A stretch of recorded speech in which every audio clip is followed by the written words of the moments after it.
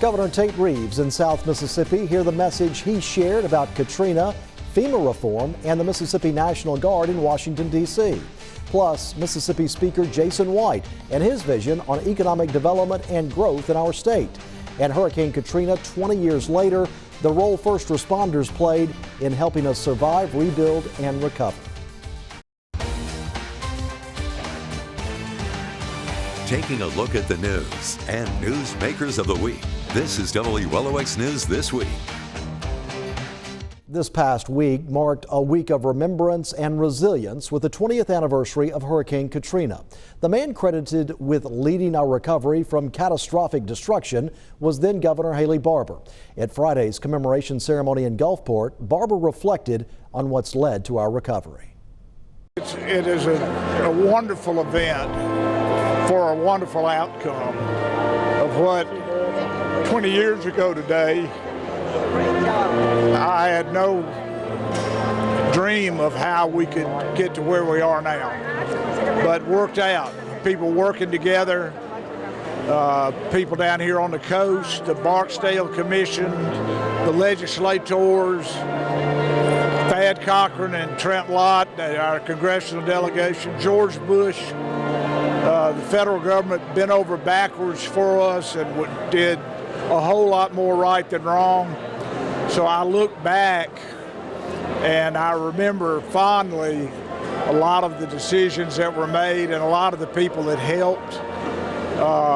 But I really believe it did more to improve Mississippi's image in the country than anything else has happened in my lifetime.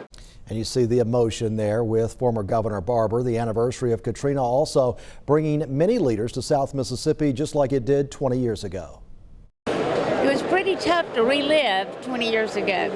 And, you know, just the 238 lives lost and the devastation in lives that were turned upside down. But today was a good day that we could look back. We could celebrate, but we could remember, because we never need to forget that. And I know we have storms ahead of us, but the things we've learned from the leadership, especially from Governor Haley Barbour, was immense. And, you know, we just take that and we go forward. When you look around at what the coast is today and how this ceremony sort of brought everything together, how did it make you feel? You know, I think generous people comes to mind. When I drove trucks down here with food and baby diapers and stuff, I quite frankly was worried this would never come back. And these people built back, and it wasn't just for themselves. They built back so their children could have the same experiences they did growing up. And they just never quit. And now it is booming. I know it is one of the largest growth places we got in Mississippi, right up here. Now, leading Friday's ceremony in South Mississippi was Governor Tate Reeves, and I had a chance to talk with the governor about the coast recovery and other issues facing the state. Governor Tate Reeves, thank you for joining us here. You're in Gulfport for this ceremony marking the 20th anniversary of Hurricane Katrina. During the ceremony, what came to mind for you? Well, it's really important to me to host this ceremony and to highlight the leadership of Governor Barbour, which we all recognize and appreciate and respect, but also to highlight the people of Mississippi, and not only because of recovery, but also the people of America because of what they did for us. Everyone down here knows the amount of volunteers that came to our state that were here for us in our time of need, and I'm proud of what's happened down here. I mean, this is one of the most beautiful places on earth, but it's one of the greatest places on earth, and it's not just because of the beauty, it's because of our people. And so we're so blessed here on the Gulf Coast, and to celebrate this, to memorialize the 238 people that we lost, but also to celebrate the recovery and celebrate where we are 20 years from now, and know we've got still more to do, but it's really it's a special time. Ahead to today, how do you use the lessons we learned back then in case of a natural disaster today? Well, I think there's no doubt that we've got we've got to take those lessons and recognize that, and this is hard for people, but you know, there are a lot of people who had made it through Camille fine, and because of that, they didn't want to leave during Katrina, and that probably wasn't a very wise decision. And I know all of my friends on the coast don't ever want to leave when there's a hurricane in the Gulf, but the reality is there's a time and a place when they are big enough and bad enough that we need to get out. And so we need to learn that lesson. We certainly have learned so many lessons when it comes to emergency management. I think back to the morning after the storm on that Tuesday morning. I went to the Emergency Operations Center in Jackson for MEMA, and it was a small couple of rooms in the National Guard headquarters, whereas today we have the large EOC, when it's totally different, and it just allows us really to recover so differently and to react so differently because we have a unified command all in one room, just as an example. But it's just we have to continue to learn. We have to recognize that we don't get to control these storms. We don't get to control when they come in or where they come in, but we've got to be prepared to react. And that's everything from our first responders to folks in our legislative branches, whether it's at the state or the federal level, and everyone in between. We hear a lot right now about FEMA reforms. Tulsi Gabbard, who was here, mentioned it in her address here at the commemoration ceremony. From your perspective as the governor of Mississippi, what needs to be done to improve FEMA? Well, obviously, there's a lot of conversations around that. We've got a lot of smart people that the president has put in place to look at that. But the main thing that everyone needs to remember and realize and recognize is that natural disasters 20 years ago were state managed, locally executed, and federally supported, and that's the way it should be in the future. In my opinion, you've got to have good quality state leadership, and when you look at responses to certain disasters that have not gone well in the last 5 years or so, it's really because the state leaders didn't do their job. But if you do state leadership, locally executed, and then federally supported, the federal government's role is to come in and provide resources that are needed, that are above and beyond the capability of either the local cities and counties or the state, and that has to continue, and I believe very strongly that it will. You have the National Guard in Washington, D.C. right now. In case of an emergency, how quickly could they get back? Well, I'm not at all concerned. We've got a unit in Washington, D.C., but we have thousands and thousands and thousands of Mississippi National Guard men and women ready to perform whatever responsibilities we need them to do. That's one of the questions I asked General Ginn, as is always the case, not unique to this mission, but General Ginn, if we provide these men and women for this mission, can we provide any other services that may be needed? And the answer, of course, is yes. The unit that is up in Washington, number one, is all volunteer. Every person that's up there volunteered to go. They obviously get benefits, federal and otherwise, because they're on federal orders. But the reality is that they're primarily MPs, and they are doing the job that the president, our commander-in-chief, has asked of them. And I have the utmost confidence that they're doing a fantastic job, and it will not affect Mississippi's ability to respond to anything we need to respond to. I know you're still celebrating the elimination of the income tax. What's in the pipeline? You said it would spur growth. Is there any development here on the Mississippi coast that might be coming soon thanks to that elimination of the tax? Well, obviously I can't break any confidentiality agreements that we have in place, but what I can tell you is there are an enormous number of projects looking at the Mississippi Gulf Coast and all throughout our state. Just to put things in perspective, in the 8 years before I became governor, Mississippi saw $7.2 billion in announcements. So far in 2025, we've already announced $18 billion in projects, and it's just August. We have seen unprecedented economic success in our state, the lowest unemployment rate in state history, more people working than ever before, and the elimination of the income tax is a big reason why more and more people are looking to locate here. We're seeing population shifts into Mississippi, and it's really been a great time. And I think it's going to continue for many months and years to come. One of your favorite subjects is to talk about the big gains in education, and for good reason. You call it the Mississippi Miracle. What's it going to take to continue that momentum, and as a teacher pay raise on the horizon next year? Well, I will tell you, I think that's something that's really important to say, and that is that we've gone from 50th to 16th overall in public education. That's a huge move, but it's a lot easier to make that move than it is to stay there. And that's the thing that I tell our team at the state level, at the State Department all the time. We need to continue to be willing to reform, to continue to get better, because the reality is those 30-something states that we've passed, they're working hard to catch us. Everybody's trying. Now, a lot of them have the wrong policies in place, but I'm encouraged by what we're doing. I think we can continue to move up the charts, and I personally will not be satisfied until we're #1 overall. How does school choice help or hurt in that quest to be #1? Yeah, I'm a strong proponent. I believe that it will help continue to move the dial.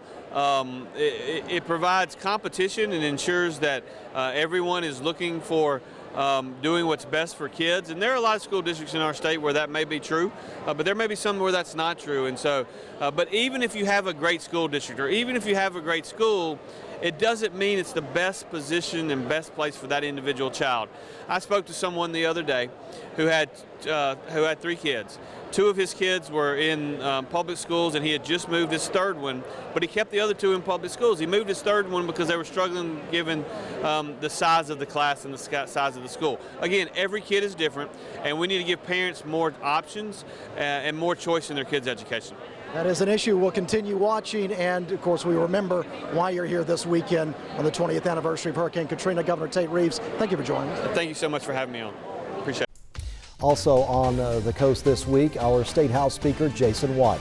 You'll hear from him next. Mississippi House Speaker Jason White was on the coast this week talking about economic development and growth. Bill Snyder had a chance to talk with him about the message he brought to South Mississippi. Speaker White, first, thanks for being here. And while we're on the anniversary of Katrina this weekend, one of the things people forget about after the storm, state lawmakers brought about the laws where you kind of brought the casinos a little off the water. That's one of those hidden things people forget about, but that was huge looking back from 20 years. It was huge. That was obviously a little bit before my time, but watching it from afar, and then even now seeing the growth as a result of those key policy decisions immediately and in the year or 2 after the storm, I think our people got it right, not only here on the coast, but our policymakers statewide to set the coast up for the huge rebound that we've seen. And certainly, y'all got it going on here on the coast, and it's always good to be here. Yeah, and that's kind of what I was thinking of. Of course, yeah, that was a while back, but you see the fruits of that labor now. With that in mind, it's interesting, you were talking about the Gulf Coast Restoration Fund and our contingency, you know, debating about where some of that money's going to go. But for you in Jackson as the speaker, that's interesting. That other $10 million, that also becomes quite interesting for you and the other lawmakers. It does. It does. Anytime a pot of money at the Capitol comes out on the table for decisions about how it's going to be spent, that certainly always brings out lots of varied and wide interest.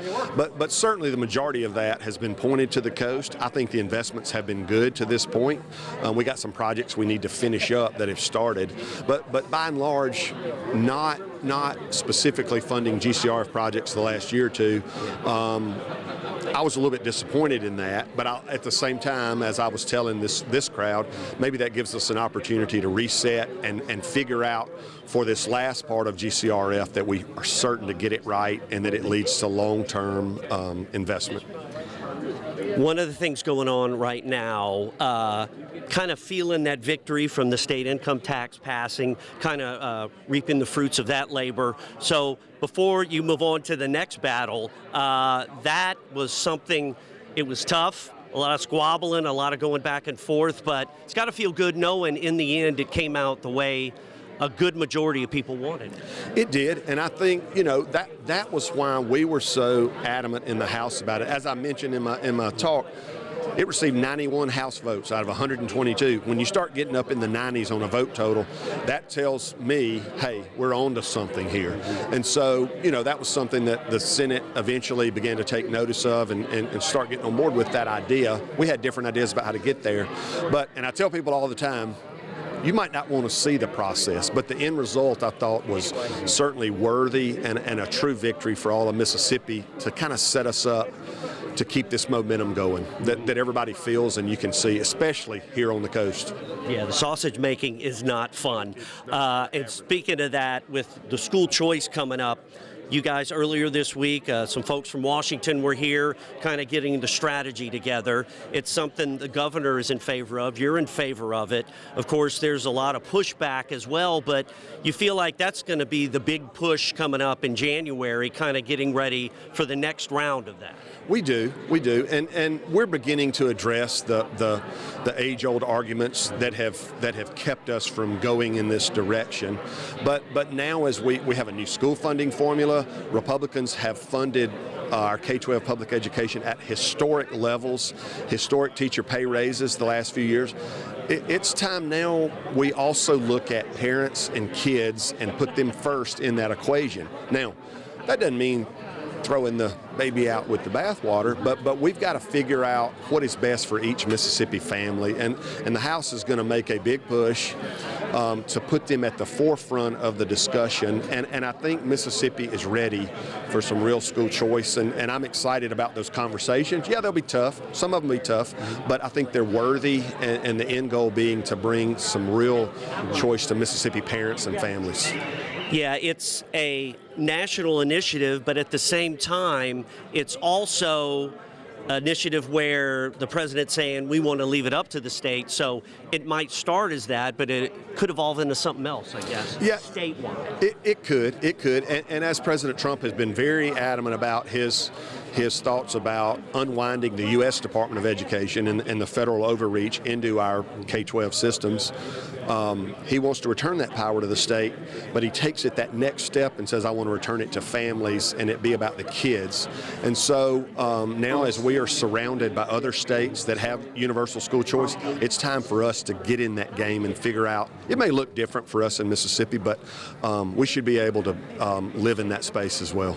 One thing, too, and this is the last thing, business-wise here in Mississippi, you see things popping up all over, and I remember back 20, 30 years ago, that was just getting started. Now that momentum of bringing in businesses, those type of things, it's really a reality, and that's happening here in our state. Like you said, we used to be a laughingstock. Now we're moving up. We really are. I tell people when I go around the state speaking, and even in other states, the momentum that you feel, it is real. It's not just isolated to husband and wife that own a small business and they finally feel like they're turning the corner. You feel that everywhere when you're out and amongst the people, and our job is going to be to keep that momentum going in 2026. Speaker White, thank you so much for your time. Thank y'all very much. Up next, Katrina, 20 years later, and the role first responders played in helping us survive, rebuild, and recover. This past week has been filled with remembering Hurricane Katrina. So many memories of the people who were here, who helped us survive, recover, and rebuild. Our first responders on the ground through it all. Colonel Andy Radcliffe was a sergeant with the Gulfport Police Department when Katrina hit 20 years ago, and he talked with Bill Snyder about how that hurricane forever changed our community. Colonel, first of all, with the weekend here, the Katrina anniversary, you were here. The National Guard base was a lifeline, not only because it was out at the airport, but the Guard troops and everybody flying helicopters. I remember it was like a 2-lane road of helicopters. Thinking back on that, the job you guys did, you know, you don't really think about it until afterwards, but it really kept us going, kind of a hidden thing that, you know, maybe people really didn't talk about that much. Well, I tell you, everybody has a Katrina story, and my Katrina story was being in Army aviation. At the time, I was a captain. I was a company commander of a company based out of Jackson. Everybody was kind of scattered out, but post-landfall, we all made our way down to the Gulf Coast to the airport. Of course, there was no power, there was no ATC, but we did what the Guard does. We came together and we started doing resupply missions. I remember 2 days post-landfall, flying a Black Hawk helicopter along the Mississippi Gulf Coast, flying FEMA, doing a damage assessment. And at the time, I was actually a police officer in Gulfport, and I knew the area everywhere. I knew it like the back of my hand. However, I didn't know where I was because everything in between between the Coast Coliseum, the Beau Rivage, Memorial Hospital was gone. Mass devastation. And then we spent the next 2 to 3 weeks basically doing aerial resupply. And it was a wonderful event from the standpoint of, it was the Guard coming together from states all the way up to New York, Ohio, Florida. Everybody came together for a common cause, and that was to help out the residents of the Mississippi Gulf Coast. And I tell you, it was incredible to see the men and women, given that they're all living in austere conditions, no air conditioner. I slept on the ground under a Humvee for 2 weeks. Doing that resupply mission, all the first responders coming together, it was truly a remarkable event. It was, and I know what you mean because everybody kind of came together, neighbor helping neighbor. And I remember you guys were always, was always hearing helicopters, but it was a good thing because you guys were helping out. Now also, you look at the growth there at AVCRAD, the things you guys do. A lot of people don't realize you're maintaining those helicopters, keeping our troops on the front lines or whatever they're doing, whether it's a military exercise or other types of things, caregiving, whatever.